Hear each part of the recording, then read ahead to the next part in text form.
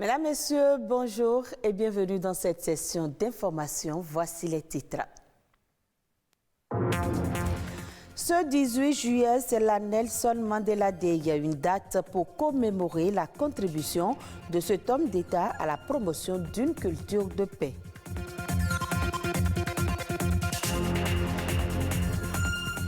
Nous parlerons également dans ce journal du rôle des émojis, cette innovation devenue incontournable dans la communication par messagerie. Maurice Tantan était l'invité de ce dimanche. Et puis, promotion du secteur touristique au Bénin, le gouvernement lance une plateforme de recrutement de 700 professionnels. L'objectif est de disposer de ressources humaines qualifiées dans le domaine.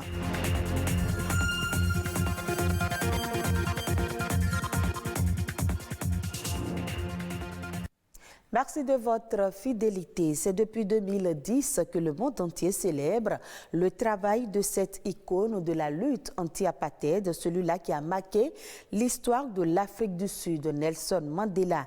La date retenue pour le célébrer est le 18 juillet de chaque année, une occasion pour mettre en lumière sa contribution à la promotion de la paix et rappeler que chacun, à son niveau, peut agir et inspirer le changement autour de lui. Sans se porter du Mandela Day et dans ce élément réalisé par Ulvaeus Balogun. J'ai lutté avec force contre la domination blanche. J'ai lutté avec force contre la domination noire. Je chéris l'idée d'une nouvelle Afrique du Sud, où tous les Sud-Africains seront égaux. Voilà ainsi résumé la vie de cette figure emblématique, l'un des meneurs historiques de la lutte contre le système politique d'apartheid, le régime de ségrégation raciale mis en place en Afrique du Sud en 1948. Né le 18 juillet 1918, Nelson Mandela a intégré l'African National Congress en 1944 afin de lutter contre la domination politique de la minorité blanche et la ségrégation raciale menée par celle-ci. Son dévouement et son engagement en faveur de l'égalité entre les sexes et les races, de la construction d'une société plus juste, lui ont valu son arrestation et sa condamnation d'abord à une peine de 5 ans de prison, puis à la prison à vie lors du procès de Rivonia. Il se retrouve alors à purger sa peine à Robben Island pendant 18 ans au large de la ville du Cap. Nelson Mandela fut relâché le 11 février 1990 après 27 années d'emprisonnement. À sa sortie de prison, il prône les valeurs de pardon et de réconciliation. En 1993, il reçoit le prix Nobel de la paix pour ses actions en faveur de la fin de l'apartheid et l'établissement d'une démocratie non raciale dans le pays, conjointement avec le président Frédéric de Klerk qui avait autorisé sa libération. Nelson Mandela, c'est une vie dédiée à la liberté et à la paix, à tel point que l'UNESCO fait du 18 juillet date de sa naissance la journée internationale Nelson Mandela. Objectif, bâtir un monde plus juste. Encore connue sous l'appellation de Mandela Day, cette journée est une occasion où chaque citoyen du monde est invité à consacrer symboliquement 67 minutes de son temps au service des autres dans le même esprit de justice sociale qui animait Mandela. 67 minutes en hommage aux 67 années de militantisme de ce héros de la lutte anti-apartheid.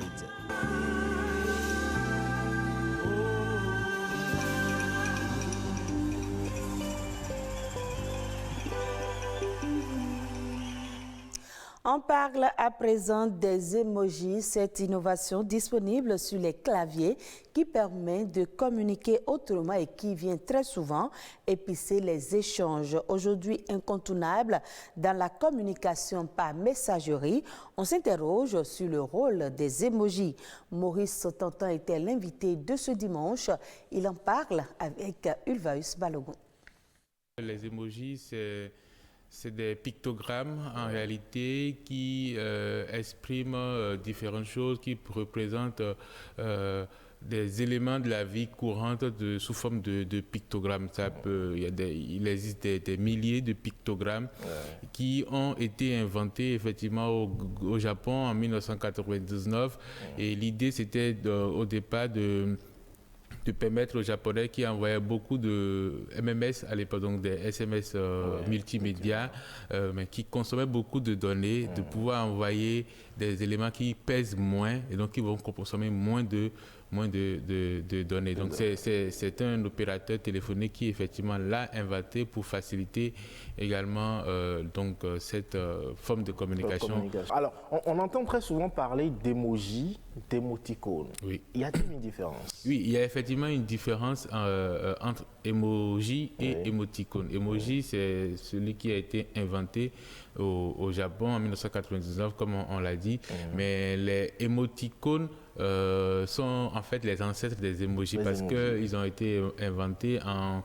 1982 par un chercheur britannique à l'université de Carnegie Mellon et il faut savoir, la grosse différence c'est que les émoticônes, le mot même émoticône vient de la contraction de deux mots anglais qui est emotion et icon. Donc, en fait, c'est des pictogrammes qui ne représentent que des expressions du visage, en réalité. Alors que les émoticônes représentent plein d'éléments de la vie courante, etc., des drapeaux, un bateau, une chaussure, etc. Les émoticônes ne représentent que les expressions, les émotions du visage. Voilà. Donc, il y en a à peu près 200 et quelques, alors que les emojis, c'est des milliers, voilà, qu'on invente chaque jour aussi. Alors, les emojis, parlons des emojis, quelle est la place qu'ils tiennent dans les communications aujourd'hui? Une place très très importante, plus de 7 milliards envoyés chaque jour sur Facebook Messenger. Donc à l'échelle de la planète, c'est de tous les réseaux sociaux, de toutes les applications de messagerie. Ça facilite la compréhension. Parfois on a envie de jouer aussi dans les discussions. Parfois il y a des choses sur lesquelles on n'a pas envie de mettre des mots, mais on l'exprime juste avec les emojis. Il y a ces emojis là et ça passe. Je dois aussi préciser que l'interprétation est assez délicate parfois dans certains contextes. Les emojis, c'est finalement un enjeu politique aussi parce que, par exemple, en 2017, en Indonésie, l'Indonésie, c'est le pays musulman le plus peuplé au monde. Donc, les autorités indonésiennes ont, par exemple, demandé aux sociétés qui déploient les applications de messagerie instantanée dans le pays d'enlever tous les emojis représentant des symboles LGBT. Donc, parce que eux, ils sont très stricts. L'homosexualité dans le pays est punie par la loi. Un nouveau pas dans le processus de professionnalisation dans le secteur touristique vient d'être franchi. Il s'agit de la plateforme de recrutement de 700 professionnels du 10 secteurs objectifs, assurer le service de qualité pour faire du Bénin une destination de rêve. Les détails avec Ruth Avanon et Charlène Kendiro. S'il est de notoriété publique que la qualité des produits et services vendus dans le secteur du tourisme sont l'un des marqueurs du label de la destination Bénin, il apparaît indispensable alors de procéder à la professionnalisation des acteurs qui animent ce secteur. Cet enjeu s'explique à travers la mise en place d'une plateforme de recrutement. Elle vise le recrutement de 700 professionnels du secteur du tourisme, de l'hôtellerie et de la restauration. Ceux-ci recevront dès le mois de septembre prochain une formation sur 4 différents modules spécifiques, à savoir l'hygiène et la sécurité alimentaire, les techniques d'accueil et la qualité de service, la promotion et la commercialisation des produits touristiques et le patrimoine, l'histoire et la culture du Bénin. Les professionnels du secteur touristique qui souhaitent donc postuler à ce recrutement devront se rendre sur le site internet www.service.public.bj et suivre les instructions. À terme, il s'agit de disposer des ressources humaines qualifiées qui pourront contribuer à construire une image attrayante de la destination Bénin et ainsi accroître sa fréquentation. Pour rappel, ce programme entre en ligne droite des actions prévues dans le programme d'action du gouvernement 2021-2026 à travers la stratégie 4 qui vise à faire du Bénin une destination touristique majeure du continent et du monde. Les professionnels de la justice et les acteurs du domaine sont sensibilisés sur la loi uniforme relative aux infractions boursières au sein de l'UEMOA. Une occasion pour les organisateurs de présenter les différentes infractions qui peuvent être commises sur le marché financier ainsi que les mesures applicables pour leur répression. On fait le point avec Rodrigue Babagbeto. Cet atelier est l'acte 1 d'une série de sensibilisations sur la loi uniforme relative aux infractions boursières au sein de l'UEMOA, un instrument juridique pour prévenir la délinquance financière. La loi uniforme est l'aboutissement d'un chantier majeur pour le marché financier qui vise à renforcer davantage sa transparence et son intégrité. Il s'agira au cours de cet atelier de vous présenter les types de délits d'infractions pouvant être commises sur le marché financier, ainsi que les mesures applicables pour leur répression. Pour lancer les travaux, c'est le ministre des Sports qui s'incruste dans cet environnement économique, monétaire et judiciaire.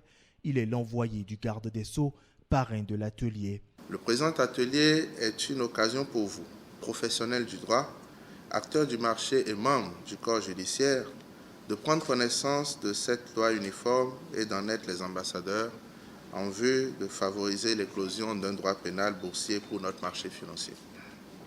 Je voudrais vous assurer de la disponibilité des services compétents de l'État du Bénin à vous accompagner dans cet exercice et à prendre les mesures qui s'imposent en vue d'assurer dans les meilleurs délais la transposition de la loi uniforme dans l'ordonnancement juridique national. Initiateur de cet atelier, le Conseil régional de l'épargne publique et des marchés financiers CREPEMEF s'assure de renforcer la crédibilité du marché financier régional. Le Conseil régional peut formuler un veto sur tout placement ou toute émission de nouveaux produits financiers susceptibles d'être négociés sur le marché boursier et sur la création de nouveaux marchés financiers. Le CREPEMEF deviendra prochainement l'autorité des marchés financiers de l'UEMOA. Actualité hors du Bénin, la frontière terrestre entre l'Algérie et la Tunisie a rouvert après plus de 2 ans de fermeture due à la pandémie de Covid-19. Les autorités tunisiennes espèrent accueillir plus d'1 million de visiteurs algériens cet été, dont une majorité de touristes. Suivez plutôt. Des véhicules libres de passer de la Tunisie à l'Algérie après un simple contrôle de police. Cela faisait plus de 2 ans que l'on n'avait plus vu cela. Depuis ce vendredi, la frontière terrestre entre les 2 voisins maghrébins est à nouveau ouverte à tous. Pour l'occasion, plusieurs ministres tunisiens ont fait le déplacement, dont celui des Transports. Une journée importante pour lui et son pays. Bien se préparer au niveau de l'accueil, au niveau de tous les services vitaux. Les Algériens, lorsqu'ils viennent ici, ils sont considérés comme des Tunisiens. Et ils le sont d'ailleurs parce qu'il s'agit de 2 pays sur lesquels s'est divisé un seul peuple. Et c'est pour cela que cette journée est une journée historique. La Tunisie et l'Algérie comptent 9 postes frontaliers. Tous ont été fermés en mars 2020 pour freiner la propagation du Covid-19. Une crise sanitaire qui a sévèrement ralenti le trafic routier, limité pendant plus de 2 ans au seul transport de marchandises. Les liaisons aériennes et maritimes avaient-elles repris en juin 2021. Une frontière terrestre fermée aux touristes, synonyme d'un immense manque à gagner pour les professionnels du secteur en Tunisie. Car leur pays est depuis longtemps l'une des destinations préférées des Algériens. Rien que cet été, pas moins d'1 million d'entre eux sont attendus sur le sol tunisien. Ils étaient 3 fois plus nombreux avant la pandémie. Et voilà qui vient mettre un terme à ce journal, à revoir sur le site de l'ORTB, www.ortb.bj. Merci à vous de nous avoir suivis.